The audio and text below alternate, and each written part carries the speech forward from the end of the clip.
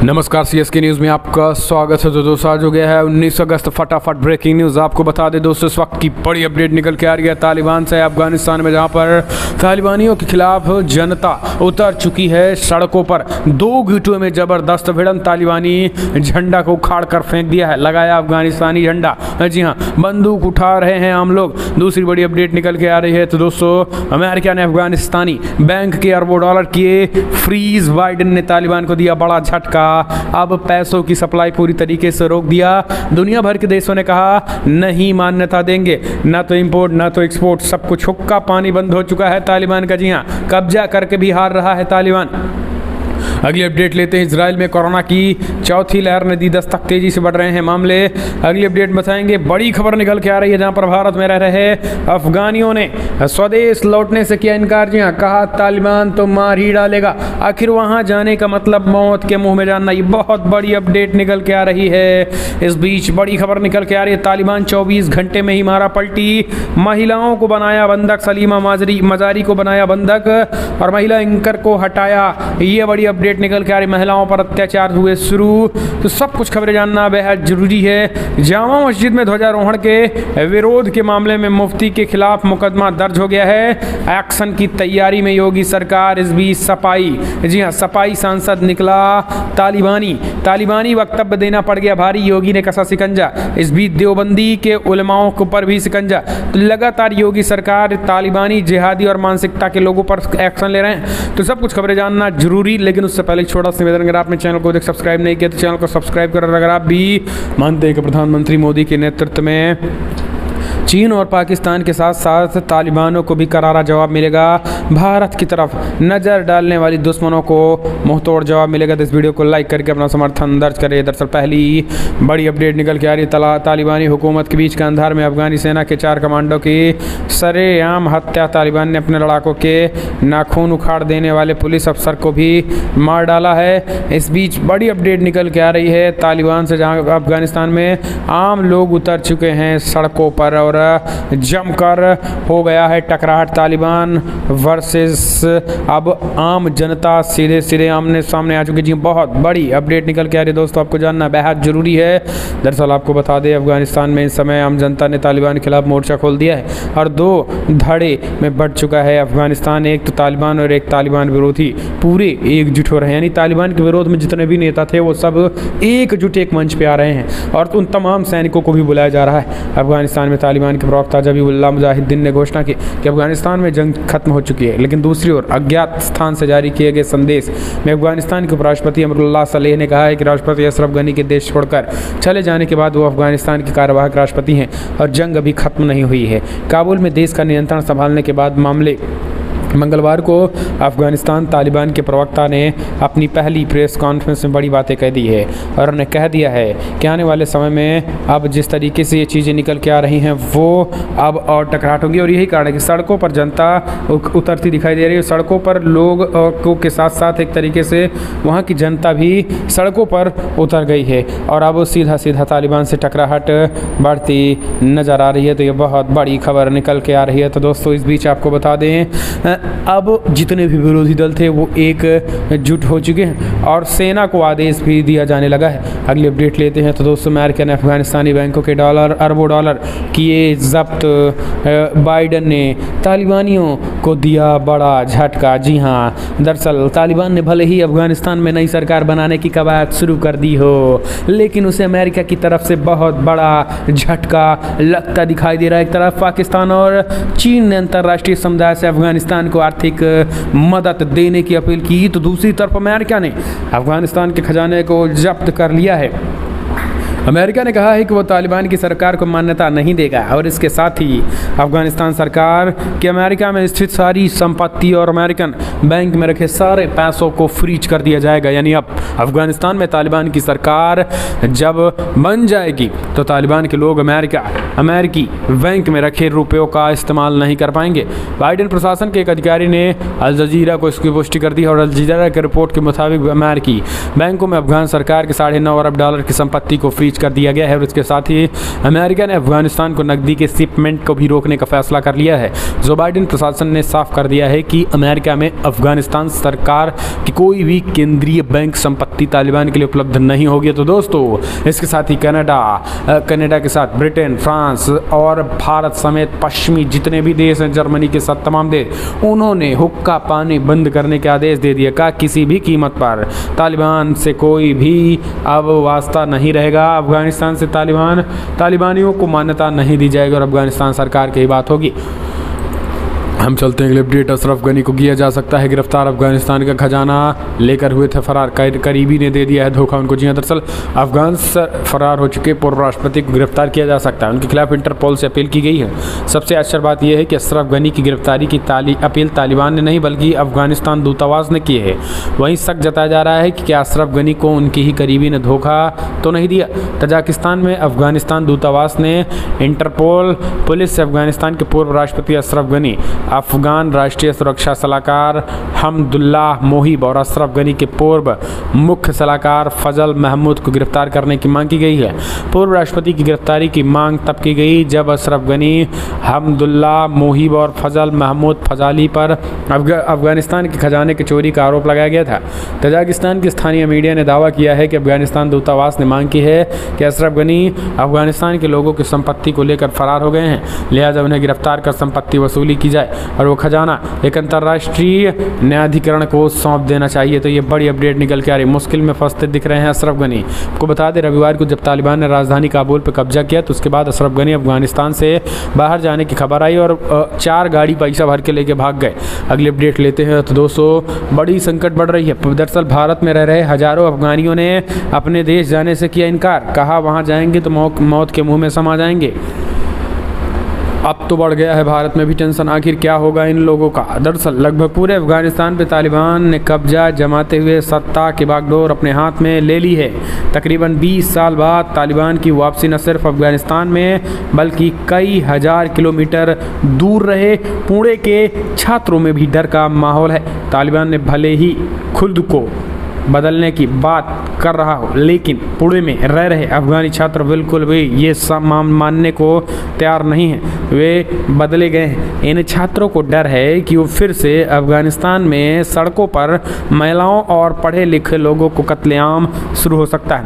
पुणे की सावित्रीबाई फुले यूनिवर्सिटी में politicals and public administration की पढ़ाई करने वाले 26 वर्षीय मुजम्मिल साबिर अफगानिस्तान के कुंदरूज प्रांत के रहने वाले हैं। उनके पिता का वहाँ अच्छा खासा बिजनेस है। मुजम्मिल 3 साल से पुणे में रह रहे हैं। मुजम्मिल ने बताया कि कुंदरूज पर तालिबान का कब्जा हो गया है। रविवार परिवार के लोगों से बातचीत हो गई है, लेकिन वे पिछले 5 दिनों से घरों में बंद हैं। वहाँ सिर्फ सड़कों पर दौड़ने वाली गाड़ियों और गोलियां और एम्बुलेंसेस की आवाज़ सुनाई दे रही हैं। रात में भी फायरिंग की आवाज़ आती है। इसी कारण डरे हुए परिजन वीडियो कॉल पर बात कर रहे हैं। तो इस तरीके की उन्हें बातें कि आपको बता दें, यूपी, मुंबई, हरियाणा, पंजाब, दिल्ली, उत्तराखंड, राजस्थान, मध्य प्रदेश, बेंगलोर, हैदराबाद समेत कई जगहों पर अफगानी मुस्लिम रह रहे हैं और अब वो वापस नहीं लौटना चाह रहे हैं। हम चलते हैं अगले अपडेट। अफगानिस्तान में तालिबान 24 घंटे में ही मारी पलटी। महिलाओं को लेकर दिया था बयान, कहा मिलेगी स्वतंत्रता, लेकिन अब महिलाओं को एंकर के पद से हटाया जा रहा है। यहाँ तक कि सलीमा मजारी, जिन्होंने तालिबान के खिलाफ मोर्चा खोल दिया था, उनको भी बंधक बना लिया गया है। ये दुखद खबर जी। दरअसल अफगानिस्तान में कब्जे के बाद से ही तालिबान की तानाशाही साफ नज़र आने लगी है। जब तो तालिबान तानाशाह ही नहीं झूठा भी नज़र आ रहा है। एक दिन पहले तालिबान ने प्रेस कॉन्फ्रेंस कर वादा किया था कि महिला अधिकारों की हिफाजत की जाएगी, लेकिन एक हफ्ता पहले ही अफगानिस्तान के सरकारी चैनल को ज्वाइन करने वाली महिला एंकर खदीजा अमीन को वहां के अधिकारियों ने निकाल दिया। उधर बल्ख की महिला गवर्नर सलीमा को भी बंधक बना लिया गया। चैनल के अधिकारियों ने खदीजा से कहा है कि सरकारी चैनल पर महिलाएं काम नहीं कर सकती हैं। खदीजा ने कहा कि अब मैं क्या करूंगी, भविष्य की पीढ़ी के पास कुछ नहीं होगा। 20 साल में हमने जो कुछ भी हासिल किया वो सब कुछ चला जाएगा। तालिबान ही रहेगा और वे बिल्कुल नहीं बदला है। अफ़गानिस्तान के बल्ख प्रांत में जब अफ़गानिस्तान ने कब्जे की लड़ाई शुरू की थी, तब चारकिंट कि गवर्नर सलीमा मंजारी ने उनके खिलाफ हथियार उठा लिए थे। जिस वक्त अफ़गानिस्तान की लीडरशिप देश छोड़ रही थी, उस वक्त सलीमा अपने ज़िले में चारकिट में ही मौजूद रही। अगले अपडेट लेते हैं तो दोस्तों, बिग ब्रेकिंग, परिवार ने कहा भारत में रहना है, अफ़गानिस्तान में हमारा कोई ठिकाना नहीं है। तो ये हम आपको लगातार बताए हैं। इस बीच अगली अपडेट लेते हैं तो दोस्तों, बिग ब्रेकिंग न्यूज़ निकल के आ रही है, जहां पर अब खुद बड़ी खबर निकल के आ रही है। यूपी में ऐसे लोगों पे शिकंजा कसा जाएगा जो तालिबान भक्त बने बैठे हुए हैं। जी हाँ, दरअसल आपको बता दें कि समाजवादी पार्टी का जो सांसद शफीकुर रहमान बर्क तालिबानी निकला, तालिबान का समर्थन कर रहा था। सीएम योगी आदित्यनाथ ने नाप दिया है। जी हाँ, देशद्रोह का मुकदमा दर्ज हो गया है और कहा है कि बच्चा अब देशद्रोह में पिसोगे और जितना तालिबानी प्रेम है सब जेल में निकल जाएगा। दरअसल सपा सांसद, कहाँ के हैं सांसद? शफीकुर रहमान बर्क हैं, ये सपा सांसद हैं। ये इन्होंने एक तरीके से तालिबान का समर्थन कर डाला था, जिसके बाद सीएम योगी आदित्यनाथ ने एक्शन दे दिया, कहा इसके खिलाफ दर्ज करो एफआईआर, और जितने भी ये तालिबानी सोच और जिहादी सोच के लोग हैं सबके खिलाफ एफआईआर दर्ज करो। इसलिए उनके खिलाफ धारा 124A देशद्रोह, 153A, 295 IPC के तहत प्राथमिकी दर्ज की गई। दोनों लोगों ने फेसबुक में एक वीडियो में भी ऐसी बातें कही, उन पर भी मामला दर्ज किया गया है। शफीकुर रहमान बर्क के बयान की आलोचना सीएम योगी आदित्यनाथ ने भी की है और ने कहा कि मैं एक पार्टी के सांसद का वक्तव्य सुन रहा था, वो तालिबान का बड़ी बेशर्मी के साथ समर्थन कर रहे थे, यानी उनके बर्बर कृत्यों का समर्थन कर रहे थे। और ने कहा कि हम संसदीय लोकतंत्र में बैठे हैं, कहाँ लेकर जा रहे हैं हम ऐसे कृत्यों का समर्थन कर रहे हैं जो मानवता के लिए कलंक है। डिप्टी सीएम केशव प्रसाद मौर्य ने भी सपा सांसद पर हमला बोला और ने कहा कि समाजवादी पार्टी में कुछ भी हो सकता है, कुछ लोग ऐसे हैं जो जन गण मन नहीं गा सकते हैं, कुछ तालिबानी के समर्थक भी हो सकते हैं। हम चलते हैं अगले अपडेट लेते हैं तो दोस्तों, बिग ब्रेकिंग न्यूज़ निकल के आ रही है, जहाँ पर रणनीतिक अफगानिस्तान में बदलते हालात के भी प्रधानमंत्री आवास पर फिर से हुई बैठक। दूसरे दिन गृहमंत्री अमित शाह और वित्त मंत्री भी रही मौजूद। दरअसल प्रधानमंत्री मोदी ने बुधवार को भी सुरक्षा पर कैबिनेट कमेटी की बैठक की है। अफगानिस्तान से भारतीय नागरिकों को निकालने के लिए सरकार की रणनीति की समीक्षा की गई थी। इससे पहले पीएम मोदी ने मंगलवार को शाम को एक बैठक की अध्यक्षता की। इसमें अधिकारियों को अगले कुछ दिनों में अफगानिस्तान में फंसे अधिकारियों को तेजी से निकालने के लिए मदद मुहैया कराने का निर्देश दिया था। बीते दिन हुई बैठक में अफगानिस्तान में चल रहे बदलाव पर बातचीत हुई थी। साथ ही अफगानिस्तान में फंसे भारतीयों को लाने पर दूतावास ऑपरेट करने पर भी चर्चा हुई थी। सूत्रों से मिली जानकारी के मुताबिक भारत की तरफ से फिलहाल अफगानिस्तान में सरकार गठन की प्रक्रिया पर नज़र रखी जा रही है। इसके अलावा तालिबान के रुख को भी देखा जा रहा है। खुद पीएम मोदी करीब से अधिकारियों के संपर्क में बने हुए हैं और भारतीयों के निकाले जाने की जानकारी ले रहे हैं। अफगानिस्तान के राष्ट्रपति अशरफ गनी के देश छोड़कर चले जाने के बाद रविवार को तालिबान ने काबुल पर कब्जा कर लिया था। इसके बाद वहां अफरा तफरी का भी माहौल बन गया था। तो ये बड़ी खबर निकल के आ रही है। तो दोस्तों, इसके साथ ही हम चलते हैं अगले अपडेट लेते हैं। आपको बता दें कि ऑपरेशन एयरलिफ्ट काबुल चल रहा है। ताबड़तोड़ धड़ाधड़, दो टीमें 15 किलोमीटर 56 घंटे काबुल में तालिबान को चकमा देकर 150 भारतीयों को किया गया एयरलिफ्ट। जी हाँ, दरअसल अफगानिस्तान में तालिबानी सरकार की वापस हो गई है। 20 साल पहले दहशतगर्दी, ये जो दहशतगर्दी थी इसके पीछे वर्दी थी वाला हाल था। बर्बरता और खौफ का माहौल में लोग मुल्क छोड़ने को मजबूर हो गए। फिर इस बीच वहाँ फंसे भारतीयों को एयरलिफ्ट किया जा रहा है। सूत्रों का कहना है कि ऑपरेशन एयरलिफ्ट के लिए 15 अगस्त के पहले ही तैयारी चल रही थी। काबुल में स्थित भारतीय दूतावास से करीब 70 मीटर की दूरी 15 अगस्त के दिन धमाके की आवाज़ सुनी गई, तो जिसके बाद से भारतीयों की सुरक्षा को लेकर चिंता बढ़ी और कई टीमें लगाई गई और ताबड़तोड़ टीमें जो हैं इनको सुरक्षा से बाहर निकाला जा रहा है। तो ये एक तरीके से आपको बता दें, देश की all India Muslim personal law board ने कहा तालिबान पर नहीं की कोई टिप्पणी, सदस्य के बयान से किया किनारा। जी हाँ, दरअसल अफगानिस्तान की सत्ता में तालिबान की वापसी पे all India Muslim personal law board के एक सदस्य द्वारा तारीफ करने पर विवाद खड़ा हो गया है। अब IMPLB ने खुद इस पूरे मामले पर सामने आकर सफाई दे दी है। संगठन ने इसका पूरा ठीकरा मीडिया पर ही फोड़ दिया है। दरअसल IMLP ने ट्विटर पर जारी बयान में कहा गया है कि all India Muslim personal law board ने तालिबान और अफगानिस्तान की राजनीतिक स्थिति पर कोई टिप्पणी नहीं की है। कुछ मीडिया चैनल बोर्ड के कुछ सदस्यों की निजी राय को बोर्ड का स्टैंड मानकर गलत बात पर बोर्ड को जिम्मेदार ठहराया है। ये बात पत्रकारिता मूल्यों के विपरीत है। All India Muslim personal law board आगे कहा है कि मीडिया चैनलों को इस तरीके की कृत्यों से बचते हुए बोर्ड से तालिबान की खबरों को नहीं जोड़ना चाहिए। दरअसल all India Muslim personal law board के ही एक मेंबर ने तालिबान को सही बताया था और तालिबान की कृत्यों को। हम चलते हैं अगले अपडेट लेते हैं। तो दोस्तों सीएम खट्टर से मुलाकात करने पहुंचे नीरज चोपड़ा, बोले विश्व चैंपियन में लाना है पदक। जी हाँ, टोक्यो ओलंपिक्स में देश को गौरव बढ़ाने वाले स्वर्ण पदक विजेता एथलीट नीरज चोपड़ा बुधवार को चंडीगढ़ पहुंचे और ने हरियाणा के मुख्यमंत्री मनोहर लाल खट्टर से मुलाकात की है। इस दौरान खट्टर ने नीरज चोपड़ा पर कहा है कि नीरज चोपड़ा यहां आए हैं, मैंने इनका सम्मान किया है और इन पर हरियाणा को गर्व है, ये हमारा गौरव है। और साथ ही मुख्यमंत्री ने बताया है कि उन्होंने नीरज चोपड़ा को एक ऑफर किया है जिसमें पंचकुला में centre of excellence for Olympics for athletics स्थापित करना चाह रहे हैं, जिसे नीरज चोपड़ा जैसे होनहार खिलाड़ी लीड करेंगे तो हमें निश्चित रूप से उनका लाभ होगा। हम चलते हैं अगले अपडेट। जस्टिस नाग रत्ना बन सकती हैं पहली महिला सीजीआई।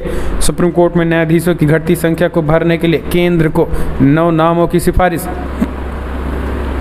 केंद्र सरकार को कुल 9 नामों की सिफारिश सुप्रीम कोर्ट कॉलेजियम की ओर से भेजी गई है जो न्यायाधीशों के रूप में नियुक्ति के संबंध में है। सूत्रों ने कहा है कि भारत के मुख्य न्यायाधीश सीजीआई एनवी रमन्ना की अध्यक्षता वाले सुप्रीम कोर्ट कॉलेजियम की शीर्ष अदालत में न्यायाधीशों के रूप में नियुक्त के लिए 9 नामों की सिफारिश करके लगभग 2 साल के लंबे गतिरोध को समाप्त कर दिया गया है। 12 अगस्त को न्यायमूर्ति ARA नरीमन की सेवानिवृत्ति के साथ शीर्ष अदालत में न्यायाधीशों की संख्या सीजीआई सहित 34 की स्वीकृति शक्ति के मुकाबले घटकर 25 हो गई है। गौरतलब है कि 19 मार्च 2019 को तत्कालीन सीजीआई रंजन गोगोई के सेवानिवृत्ति होने के बाद से कोई नियुक्ति नहीं की गई है। सूत्रों ने कहा है कि 5 सदस्यीय कॉलेजियम जिसमें justice UU Lalit, MM Khanwilkar, DY Chandrachud और L नागेश्वर राव भी शामिल हैं ने कर्नाटक उच्च न्यायालय से न्यायमूर्ति BB नागरत्ना सहित 3 महिला न्यायाधीशों के नाम भेजे हैं। अगली अपडेट लेते हैं। तो दोस्तों अशरफ गनी कहाँ है पता चल गया, अब इस मुस्लिम देश ने किया स्वागत। अफगानिस्तान के राष्ट्रपति अशरफ गनी इस वक्त यूएई में है। यूएई के विदेश मंत्रालय ने इस बात की पुष्टि भी की है। यूएई के विदेश मंत्रालय ने बयान जारी करके कहा है कि यूएई में हम इस समय यूएई विदेश मंत्रालय ने कहा है कि यूएई ने राष्ट्रपति अशरफ गनी और उनके परिवार का मानवीय आधार पर अपने देश में स्वागत किया है। अफगानिस्तान के राष्ट्रपति गनी ने रविवार को काबुल पे तालिबान के कब्जे के बाद देश छोड़ दिया था। पहले बताया जा रहा था कि वो तजाकिस्तान पहुंच गए हैं, लेकिन वहां पे उनकी फ्लाइट लैंड नहीं हो सकी। इसके साथ ही अफगानिस्तान के राष्ट्रीय सुरक्षा सलाहकार मोहिब भी हैं। अशरफ गनी का कहना है कि उन्होंने देश इसलिए छोड़ा ताकि अफगानिस्तान में ज़्यादा रक्तपात ना हो और वो फिलहाल यूएई में है, यूनाइटेड अरब अमीरात में। वो हम चलते हैं अपडेट। महाराणा रणजीत सिंह की प्रतिमा तोड़े जाने की घटना पर पाकिस्तान को भारत ने लगाई फटकार। जी हाँ, भारत ने लाहौर फोर्ट में महाराणा रणजीत सिंह की प्रतिमा को तोड़ने की घटना की कड़ी निंदा करते हुए कहा है कि पाकिस्तान अपनी जिम्मेदारियों को निभाने में विफल रहा है। अल्पसंख्यक समुदाय में भय का माहौल बना है। विदेश मंत्रालय के प्रवक्ता अरिदिम्मम बगाची ने मंगलवार को कहा है कि पाकिस्तान ने अल्पसंख्यक समुदायों के खिलाफ हिंसा समेत उनके पूजा स्थलों, सांस्कृतिक केंद्रों और निजी संपत्तियों पर हमले खतरनाक स्तर पर बढ़ गए हैं। हिंदुओं और सिखों की सुरक्षा करने में पाकिस्तान के खराब रिकॉर्ड का उल्लेख करते हुए भाजपा अध्यक्ष जेपी नड्डा ने कहा है कि महाराजा रणजीत सिंह की प्रतिमा पर हमला निंदनीय है। इस मामले में पाकिस्तानी अधिकारियों की चुप्पी और खराब है और कई लोगों को आश्चर्यचकित करता है कि अल्पसंख्यकों के खिलाफ इस तरीके के हमलों में पाकिस्तान सरकार शामिल है। तो आपको बता दें कि कट्टरपंथी समूह तहरीक लब्बैक पाकिस्तान के सदस्य ने मंगलवार को लाहौर में महाराजा रणजीत सिंह की प्रतिमा को तोड़ दिया था। पुलिस ने वारदात को अंजाम देने वाले शख्स को हिरासत में ले लिया और वो तीसरी बार उनकी सुरक्षा लाहौर परिसर में थी। भारत ने कड़ी नाराजगी जताई। फिलहाल बड़ी खबर में इतना ही, लेकिन अगर आपको वीडियो पसंद आए तो लाइक करें, शेयर करें, कमेंट के माध्यम से आप अपनी राय देना ना भूलें। इस वीडियो में इतना ही। जय हिंद।